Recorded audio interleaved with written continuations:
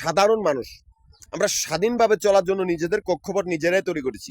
আমাদের কোনো ধর্ম নাই, আমরা নিজেরাই নিজেদের কক্ষপথে ব্যবসা প্রতিষ্ঠানগুলো স্থাপন করেছি। এমনকি সেই কক্ষপথে 3টা ক্যাশ কাউন্টার, মিরপুর, নবাবপুর, মতিঝিল, এই 3টা জায়গার ভিতর থেকে আমাদের অ্যাকাউন্ট চলতেছে। আমরা ভবগুরের দল বা সাধারণ মানুষ, মাফিয়া গ্রুপের কুত্তার বাচ্চাগুলা সাহসটা কত বড় হলে ওরা আমাদের ব্যবসা খাবেন।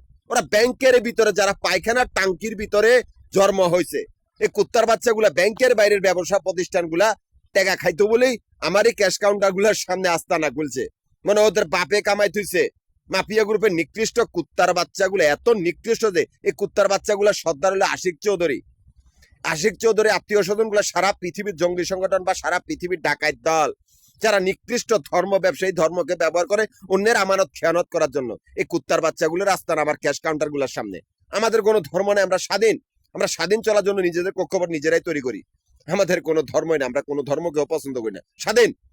এই কুত্তার বাচ্চাগুলো ধর্ম ব্যবসায়ী, যারা উল্টা পাল্টা কথার মাধ্যমে অন্যের আমানত খেয়ানত করে।